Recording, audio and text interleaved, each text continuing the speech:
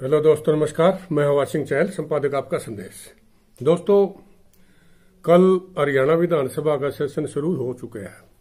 तो राज्यपाल के अभिभाषण में कुछ खास बातें थी जो अब इम्प्लीमेंट होने को जा रही हैं, और जो घोषणाएं हुई हैं उनके बारे में जो कुछ बजट में प्रावधान रखा गया है, असलियत में तो क्या है कि जो बजट में प्रावधान रखा जाता है वही पक्का काम माना जाता है।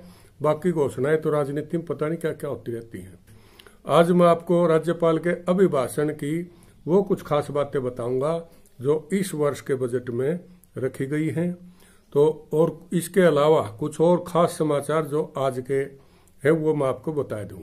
सबसे मेन आज की सुर्खी है, शेखपुरा हत्याकांड में 8 दोषियों को आजीवन कठोर कारावास की सजा हुई है।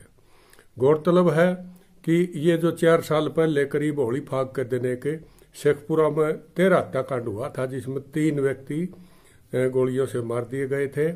और इसी सिलसिले में जो एक आरोपी भगवान दास डीएसपी को भी बनाया गया था, और कुछ दिन बाद उनका तबादला करके उनको पंचकुला में हेडक्वार्टर बनाया गया था।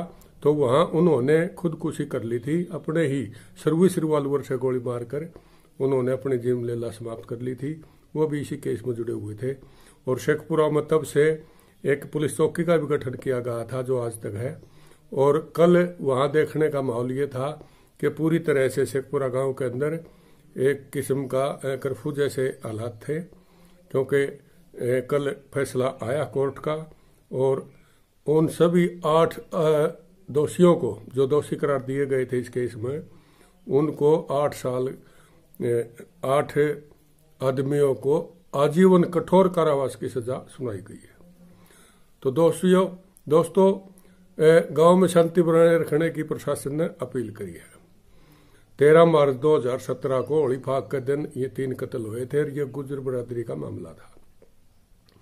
देश में पहली बार महिलाओं के सम्मान में महिला विधायक करेंगी सदन का नेतृत्व, यानी कि महिला अंतर्राष्ट्रीय महिला दिवस अब की बार, और महिलाओं को उन्होंने आगे प्रमुख रूप से इन चीजों की कमांड सौंपी है।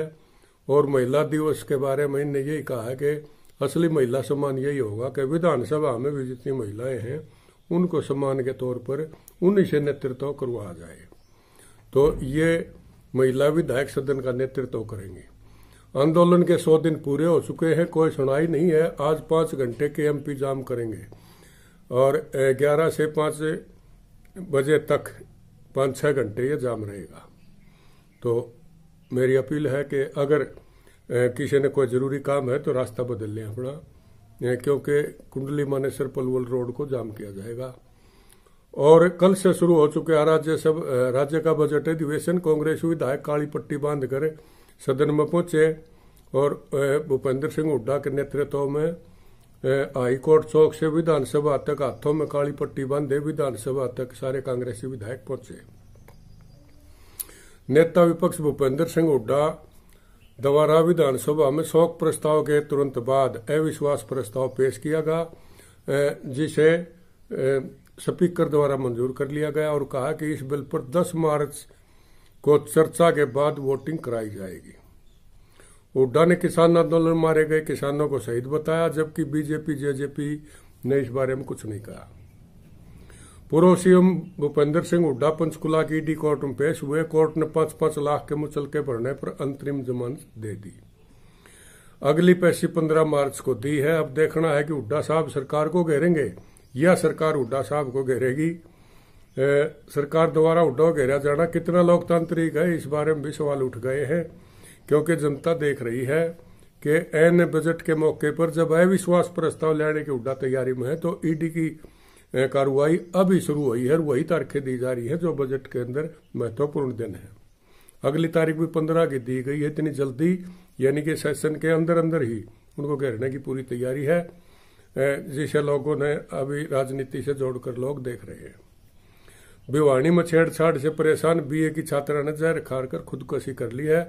गांवपुर निवासी 2 युवकों हितेश और योगेश पर आरोप लगा है कि उन्होंने इस छात्रा का जीना मुहाल कर दिया था और इसके छेड़छाड़ कर रहे थे। इस बारे में पंचायत भी हो चुकी हैं, और वह इनके परिवार वाले भी कई बार उनको मनवार कर चुके हैं, भाई ये लड़की को बसण दे, ठीक रखे, इसने कोई गड़बड़ ना करे, लेकिन वो नहीं माने।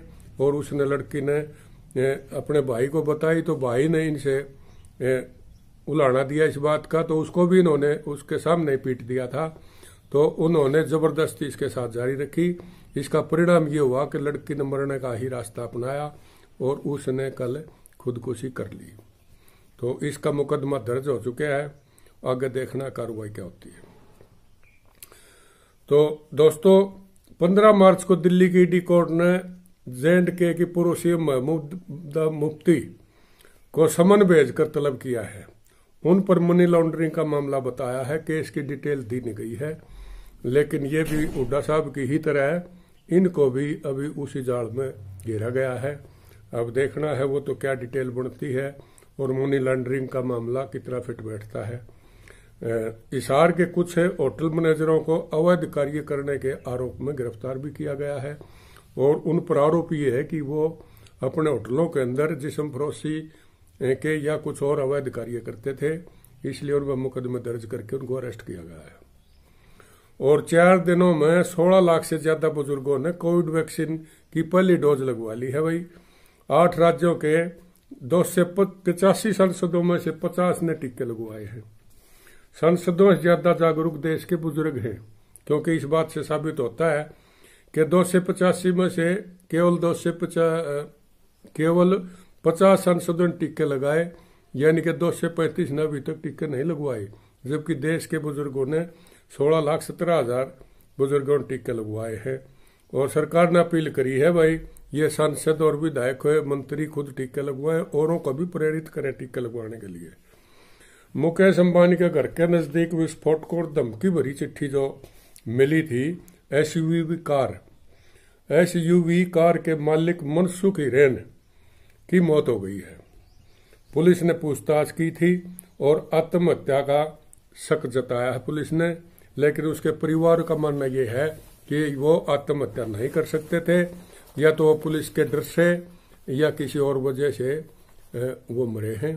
तो ये बात जांच के योग्य है, वो तो जांच में ही पता लगेगा। अच्छा, जब राज्यपाल महोदय का कल का जो महामहिम का अभिभाषण था उस पर एक नजर में डालता हूं। 500 करोड़ की लागत से बनेंगे एसटीपी आयुर्वेदिक औषधालय खुलेंगे, 124 इलेक्ट्रिक बसें आएंगी और 20,000 मकान बनेंगे। अगली खबर है सुरक्षा व्यवस्था पर ज्यादा जोर होगा, 600 नए छोटे व बड़े वाहन खरीदे जाएंगे। 630 नए छोटे बड़े वाहन पुलिस के लिए खरीदे जाएंगे और कानून व्यवस्था को चुस्त दुरुस्त बनाया जाएगा। कुरुक्षेत्र में वैदिक पुस्तकालय खुलेगा, 500 क्रैच खोले जाएंगे। इनमें पहले वाले 132 कामकाजी महिलाओं वाले क्रैच भी शामिल हैं। 4,000 प्ले स्कूल खुलेंगे। पहले चरण में 1135 आंगनबाड़ी केंद्र अपग्रेड होंगे, जबकि दूसरे चरण में 2,865 केंद्र अपग्रेड होंगे। और नशा पीड़ितों की भी सूद ली जाएगी। आर्थिक पुनर्वास के अलावा नशा छुड़ाकर मुख्य धारा में लाना उनका उद्देश्य होगा। इसमें बजट में प्रावधान है। मोरनी में हाईटेक नर्सरी बनाई जाएगी। भूजल रिचार्ज व शिवालिक अरावली में नमी संरक्षण व पहाड़ी क्षेत्रों में खेती को बढ़ावा दिया जाएगा। और 52 खिलाड़ियों को नौकरी की पेशकश की गई है। 550 करोड़ की लागत से 1,217 किलोमीटर सड़कों पर काम होगा। 194 करोड़ की लागत से 323 किलोमीटर लंबी सड़कों को चौड़ा किया जाएगा। ये कार्य भी शामिल किए गए। 122 किलोमीटर लंबे 5,618 करोड़ रुपए लागत के हरियाणा ऑर्बिटल रेल कॉरिडोर को हरी झंडी दे दी गई है। 8वीं 12वीं तक के 8,06,000 स्कूली छात्रों को मुफ्त टैबलेट दिए जाएंगे। और भाई गुरुग्राम से फरीदाबाद मेट्रो कनेक्टिविटी के लिए नए सिरे से ये तैयार होगा डीपीआर। और 465 गांवों के 40,250 लोगों को मालिकाना हक दिया गया है। और लाल डोरा मुक्त करने का ये प्रावधान सरकार ने बजट में भी कर दिया है। प्रदेश के सभी जिलों में पशु चिकित्सा के लिए पॉलीक्लिनिक स्थापित होंगे। पशुओं के लिए 1,000 रिचार्जिंग बोरवेल को पंजीकरण पर होंगे 32 करोड़ खर्च। और मेवात में जो नहर का सिलसिला चला हुआ है, 1000 रिचार्जिंग बोरवेल को पंजीकरण पर होंगे 32 करोड़ खर्च। मेवात फीडर है जो वो कैनाल बनेगी, अक्षमता होगी 100 क्यूसेक की, उसको फीडर बनाया जाएगा।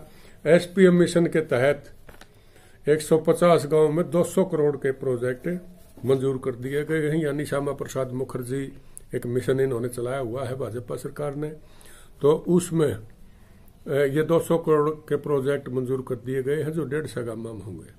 रोहतक की IMT में 180 करोड़ की लागत से बनेगा मेगा फूड पार्क, ये भी घोषणा कर दी गई है।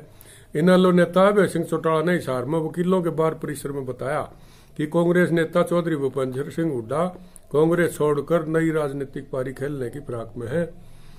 और उन्होंने कहा कि पहले भी कांग्रेस में जो सीएम रहे हैं, चाहे बंसीलाल हो, भजनलाल हो या राव वरेंद्र सिंह हो, सब ने ही अपनी नई पार्टी बनाई है और हुड्डा साहब भी ऐसा ही करेंगे। गौरतलब है कि हुड्डा के साथ साथ अभय सिंह चौटाला भी किसान आंदोलन का भरपूर समर्थन कर रहे हैं। यहाँ तक कि चौटाला साहब ने तो इस्तीफा ही दे दिया है अभय सिंह ने विधानसभा से, और इलाहाबाद सीट खाली हो गई है। कुछ ही दिन बाद कालका और इलाहाबाद की सीटों पर मैं आपकी राजनीतिक नजर आपको पेश करूंगा कि उस पर किन किन की नजर है, किस पार्टी को क्या उसमें भरोसा है। मुझे लगता है कि उसमें आने वाला समय होगा, उसके बारे में पूरी डिटेल आपको दूंगा। अब तक वहां कितने दोनों हल्के में चुनाव हुए हैं, कौन कौन वहां से जीते हैं, किसको कितने वोट मिले हैं, ये पूरा खाका तैयार करके और मैं आपको इस बारे में पूरी तरह अवगत कराऊंगा। और अगली खबर है, किसान नेता राकेश टिकैत ने कहा है कि चुनाव वाले राज्यों में किसान नेता भाजपा के खिलाफ वोट देने की अपील करेंगे। वे आज ढासा बॉर्डर पर किसानों के धरने पर पहुंचे थे, जहां साथ में युद्धवीर सिंह भी थे। धरने के अध्यक्ष विनोद गुलिया ने बताया कि वो 6 घंटे तक KMP को जाम करेंगे। तो दोस्तों ये थी कुछ खास खबरें। बाकी जो ही कोई नई खबरें हमारे पास आएंगी मैं आप तक पहुंचने का प्रयास करूंगा। अगर आपने आपका संदेश चैनल सब्सक्राइब नहीं किया तो इसे सब्सक्राइब करें। आपको अच्छा लगता है तो दोस्तों इसको लाइक करें और शेयर जरूर करें। दोस्तों ये आपका अपना चैनल है, आपका संदेश लोगों तक पहुंचे इसलिए हम पूरा प्रयास कर रहे हैं। आपके पास भी अगर कोई खास वीडियो है या कोई खास सामग्री है तो हमें भेज सकते हैं। आपका संदेश आपकी हर बात को आगे पहुंचाने की कोशिश करेगा। और दोस्तों इस चैनल को ज्यादा से ज्यादा सब्सक्राइब करो, ये आपका चैनल है, इसे कामयाब करना है। और जो ही कोई नई खबर आएगी मैं आप तक पहुंचने का प्रयास करूंगा। आज इतना ही, अगले एपिसोड का इंतजार करें। तब तक के लिए नमस्कार, जय हिंद दोस्तों।